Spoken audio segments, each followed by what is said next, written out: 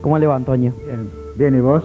Bien, bien, mira, ya estamos mirando un poquito de fotos, un poquito de previo antes de que se encienda la cámara, estuvimos charlando un poquito acerca de tu trabajo en la dulcería. Contame un poquito cómo se trabajaba en aquellos tiempos y de qué año, cómo comenzó todo en realidad y de qué año estamos hablando. Bueno, yo te puedo comentar de que ahí se empezó a trabajar en el año 1953, más o menos, ¿no es cierto? A lo mejor antes, no. Bueno, ahí nosotros hacíamos, al principio se hacían mermeladas y dulce de batata, dulce de membrillo, dulce de durazno, mermelada de durazno, todas esas cosas trabajábamos ahí, ¿no es cierto? La producción, o sea, las materias primas, se cosechaban ahí, sea la batata, la fruta, el durazno, la ciruela, el membrillo, eso se producía todo ahí. Antes de hablar, por ejemplo, de la producción, todo eso, ¿cómo llegás vos a la dulcería, a formar parte de este trabajo? Bueno, yo te comento de que nosotros estábamos en el campo La Tablada, vivíamos ahí. Y tengo a mi cuñado, Banusi, que trabajaba de albañil. Y el señor Camuso, Aurelio Camuso, lo contrató para hacer la casa ahí, ¿no es cierto? Y el edificio lo hicieron los Mainini, sea el padre y los muchachos de Mainini, los hijos de Mainini. Y te digo que empezamos a tramar la posibilidad de poder venir ahí. Bueno, y llegó el momento de que se empezó a trabajar, fuimos, ¿no es cierto? ¿Esto era trabajar el campo, a cuidar la casa o ya con vistas a poner una dulcería? Primero era para hacer la plantación del monte, de la batata, el zapallo. ¿Ya con esa idea o con esa idea? Para trabajarlo ahí, ¿no es cierto? Cuando se empezó a producir la batata, se empezó a hacer el dulce, ¿no es cierto? Cuando el monte, porque había 3 hectáreas de monte ahí, entre ciruela, durazno, membrillo, y cuando empezó a producir, ahí se juntaba la fruta, ¿no es cierto? Se seleccionaba la fruta más grande se vendía y del resto se trabajaba. Así que hacíamos dulce de durazno, dulce de membrillo y dulce de ciruela. ¿Cuántas personas eran? Y ahí éramos más o menos 5 o 6 a trabajar. Bien. ¿Las personas te acordás? ¿Vos, o sea, tu Sí, papá? Y mi papá no trabajaba en la fábrica, trabajaba yo, mi señora, Antonio Sansevich, otro, ¿cómo es? Cordera, que no sé el nombre, no me acuerdo del nombre. Había 4 o 5 más, viste, que yo no me acuerdo bien ahora el nombre, porque viste, ya pasaron tantos años que uno no se acuerda, ¿no es cierto? Y después, eso se trabajó unos 10 años más o menos, que la hacía trabajar Camuso. Bueno, después Camuso se cansó y empezó a alquilarla, la fábrica. ¿En qué? Eso sería, empezamos en el año 53, hasta el 63 o el 65 la tenía Camuso, que era el dueño, Aurelio Camuso era el dueño de la fábrica. Bueno, se envasaba en potes. Todos potes. Plástico, ¿no es cierto? ¿El nombre del dulce? Chañarcito. Y después se envasaba en latas de 5 kilos, ¿no es cierto? De 2 kilos, de 1 kilo. Y, ¿qué te iba a decir? El dulce lo vendía él. O sea, él se dedicaba a ser una especie de viajante. Él no trabajaba, ¿no es cierto? ¿Viste? Trabajábamos nosotros. Él se dedicaba a la venta. A colocar el producto. Claro, a colocar el producto. Bueno, y continuando con la nota, usted sabe, don Antonio, que logramos entrar adentro de la dulcería, lo que queda de la dulcería. ¿Me podría explicar un poquito qué es lo que estamos viendo? Bueno, ahí lo que se está viendo es la transmisión, ¿no es cierto? Lo que manejaba las pailas, la remachadora, el tamizador y el bombeador. Eso que estamos viendo ahí en pantalla. Eso que se ve ahí es la máquina de remachar las latas, es la que cerraba las latas, ¿no es cierto? Y después lo demás, a la parte de abajo, el pedestal, donde estaba ubicada la máquina. Bien. Bueno, ahí aparece en una de las pailas. a donde se cocinaba el dulce. Una de las máquinas más importantes de la fábrica. Esas eran las pailas, ¿viste? A donde se hacía cocimiento. Qué lástima cómo quedó todo, ¿eh? Está toda la miseria. Y hay tantos años, se abandonó eso en una palabra, ¿no es cierto? Es un crimen eso. Eso es lo que valen una paila de esa hoy. No sé lo que podrá valer, pero es incalculable el valor. Porque es de cobre sintético. Ajá. Que no daña, ¿viste? Porque hay cobres que a lo mejor te puede dañar el producto, pero esto no dañaba. Bien, ¿y eso que estamos viendo ahora? Es un tamizador. O sea, explico cómo es. Como ese que tiene las amas de casa para hacer puré de papa. Nada más que este es un más grande, ¿no es cierto? Ahí adentro hay dos rolos que daban vuelta. Eso tamizaban la fruta, la batata, el zapallo, lo que sea. La fruta, el durazno, el carozo, quedaba adentro, ¿no es cierto? Salía la piel y la pulpa, que salía a los costados. Fue de ahí, se pesaba, se pasaba a la paila, que sería... Bueno, ahí estamos viendo, la verdad. ¿Cómo se llama? Cilindro, el autoclave ese. Ahí que me explica. Cocinábamos la fruta, que yo anoche comenté algo, pienso que más o menos hablé de 150 kilos, en 20 minutos lo cocinaba. Bien, hacía mucho que... De ahí se sacaba la fruta, se pasaba al tamizador, el anterior que pasamos, ¿no es cierto? Sí. A donde se sacaba la pulpa. De ahí se pasaba a las pailas. Ya estamos viendo algunos, perdón, Antonio, ya estamos viendo algunos de los motores. Como veíamos, motores Zoid. La sala de máquinas. Pero, y después, de ahí, estuvieron unos cuantos años, el señor Pacífico Crisimbeni, Jorge Bertero y Plas, no me acuerdo el nombre, que falleció este muchacho. Bien. Bueno, esos eran los 3 socios que alquilaron la fábrica.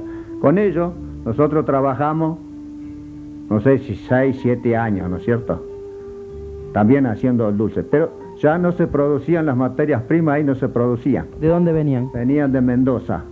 Trabajábamos con fruta seca, o sea, manzana, pera, durazno, ciruela, todo fruta seca, ¿viste? ¿Por qué motivo se dejó de tener la materia prima propia? Porque después, ¿viste? Ahí el monte cada vez iba menos. Las plantas se secaban, no se reponían. La producción a lo mejor era un poquito cada vez más gorda. Claro, la producción, viste, que se podía haber hecho ahí, no se hizo. Porque se podía haber seguido produciendo, el monte se podía haber mejorado, pero no se hizo ninguna mejora. Así que para trabajar había que traerlo de Mendoza, venía eso. Iban a buscar la fruta seca y la trabajábamos, ¿no es cierto? ¿Todas las semanas era la mañana a la tarde elaborar dulce? Y nosotros trabajábamos 12, 13 horas por día. Y más o menos ahí producíamos de 1.000, 1.500 kilos por día. Nos mandaban a Rosario, mandaban a Buenos Aires, mandaban a Córdoba. Y después estos pueblos por acá en la zona abastecían a todos. Quizá mucha gente se debe estar acordando del dulce. Si hay alguien que está escuchando, pienso que debe acordarse de lo que estoy hablando, ¿no es cierto? Lástima que no queda ningún pote, ¿no es cierto?, como para mostrar cómo era el envase de aquellos días. De eso no quedó nada. Nada. Ni envase, ni de lata, ni de nada. Lo que quedaron, las máquinas que hay ahí, la que vos estuviste viendo hoy. Sí, y que vamos a mostrarle a toda la gente. Cada fruta tiene su fórmula. O su receta, ¿no es cierto? Después vamos a hablar. ¿Tenés alguna? Sí, algunas tengo, pero el dulce de batata tenía una receta, ¿no es cierto? Sí. Para hacer el dulce zapallo había otra receta. Y para hacer el dulce de sandía había otra. Pero la sandía la trabajábamos poco porque no rendía nada. Pero ahora lo que se trabajaba mucho era el dulce de batata. Hasta que empezamos a trabajar con el dulce de leche. Después empezamos con el dulce de leche, el dulce de batata, viste, se trabajaba, pero no se trabajaba tanta cantidad como se sabía trabajar al principio. Y te iba a decir de que los dulces que salían de ahí, por lo menos la gente les gustaba. Y no hubo problema con nadie, así que creo que no había tanto. El dulce de batata era el azúcar, la glucosa. El agar-agar, que esto yo lo estoy hablando y hay gente que a lo mejor lo conocen y hay otros que no lo conocen, no saben lo que es. ¿Qué es eso? Bueno, esa es la que le da la consistencia al dulce, ¿no es cierto? Para que vos lo puedes cortar. Ajá. Para que lo puedas cortar, ¿no es Sí, cierto? sí, Pues sí. si no, ¿cómo se no lo cortás? Es mermelada. Exactamente. Bueno, esas eran las materias primas. Después estaban los conservantes. Estaba la vainilla, ¿viste? Que los conservantes se ponían después ya terminado el dulce y la vainilla también. Ujú. Y por eso te digo, de acuerdo a lo que se hacía, la variedad de dulce que se hacía, cada dulce tiene su receta. Si se trabajaba dulce de batata, se hacía dulce de batata, ¿no es cierto? Si se hacía dulce de zapallo, se hacía dulce de zapallo. O sea, todo el día. Todo el día, ¿no es cierto? O sea, los 4 o 5 días. Sí, sí. Después había que cambiar porque tenías que tener otros dulces. Sí, depende, habrá sido, depende de las ventas también, ¿no es cierto? Ah, ¿Cuál era el que...? El que salía ¿El mucho, que más se vendía? el dulce de batata con chocolate. Ah, Pero, ya le agregamos el chocolate entonces. escúchame, acá le dicen con chocolate, pero no tiene chocolate. Es cacao amargo. Ujú. Nada más que hay que prepararlo antes de ponerlo, ¿no es cierto? Antes de echárselo al dulce, El hay que cacao preparar. vendría a ser el fruto, el coco de donde ¿Vos se viste saca que hay el el chocolate, mechado, ¿es el así? el dulce de batata mechado Sí. con chocolate, Ujú. que le dicen que es chocolate, pero no es chocolate, es cacao amargo. Ujú. Nada más que hay que prepararlo, ¿viste? Y después está el dulce de zapallo. Ese también tiene el mismo proceso que el dulce de batata. ¿Qué te iba a decir? Y después se empezó a trabajar con el dulce de leche. ¿De qué año ya estamos hablando Bueno, ahí? viste, yo ahora no me acuerdo bien, pero pienso que del 70 para adelante se empezó a Ujú. trabajar ¿Con el mismo nombre? Sí, con el mismo nombre. Sí. Y trabajamos unos cuantos años con el dulce de leche. Ahora al último se trabajaba más con el dulce de leche que las mermeladas, ¿viste? Porque el dulce de leche salía muy bien. La materia prima del dulce de leche ya tenían ahí, ordeñaban ahí, ¿cómo era la cosa? Había 4 o 5 tambos que los provenían la leche, Ujú. ¿cierto? Ahí lo que se hacía, ahí nosotros no teníamos animales como vacas para sacar, para ordeñar, sino le compraba a los tamberos.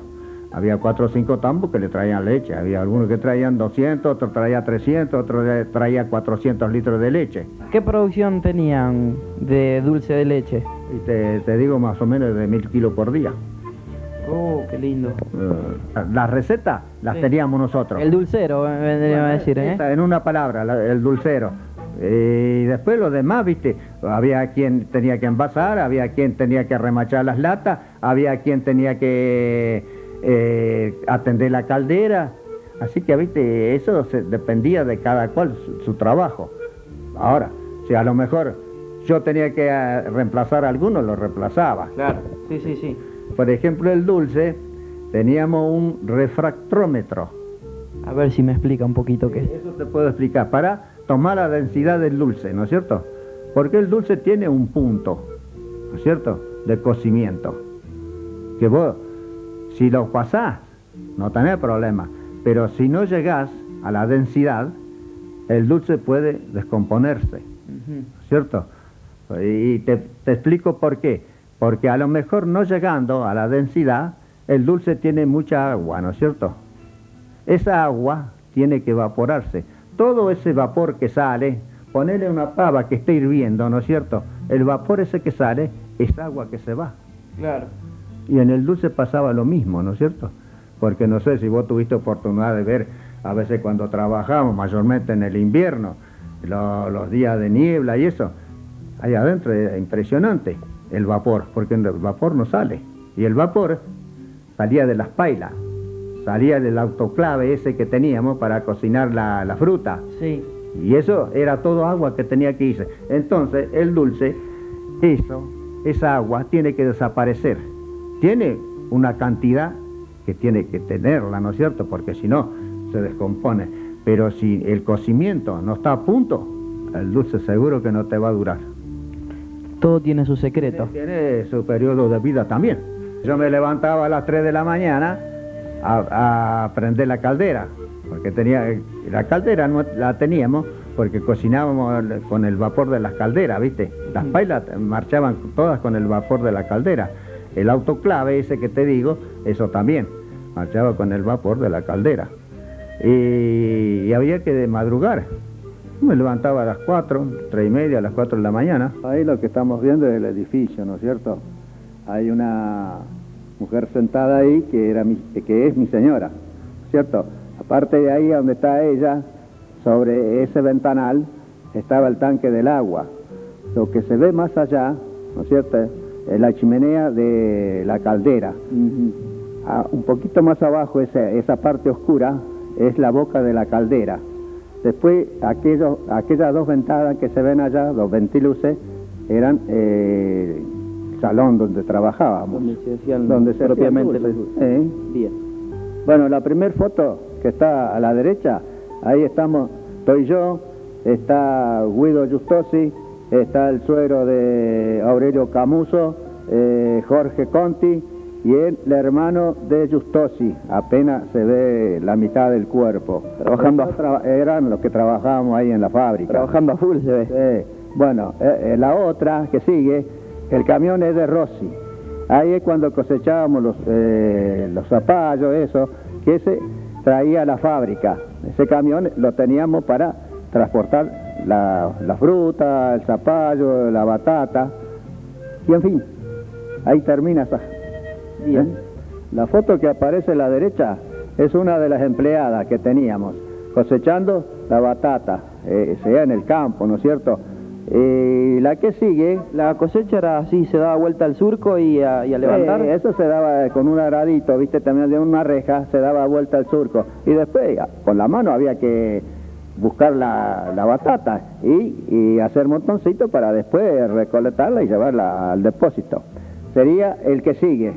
Ahí se depositaba la batata. Ahí está mi padre, de gorra vasca.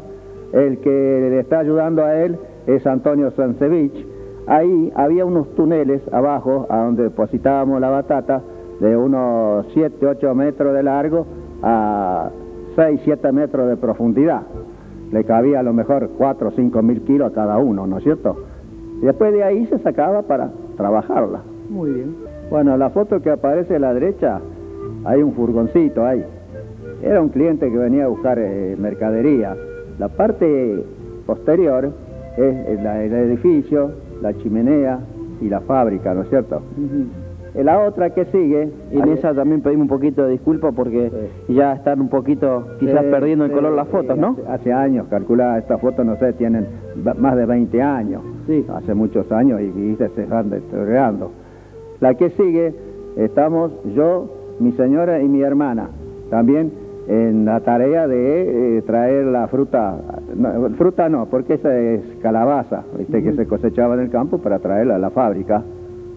Por ahí terminamos con esa.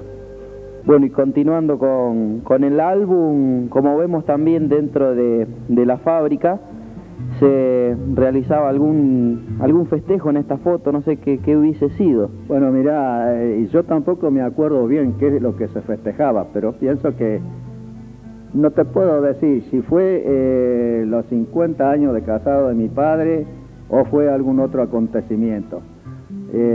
Hay un montón de amigos ahí, eso fue adentro de la fábrica.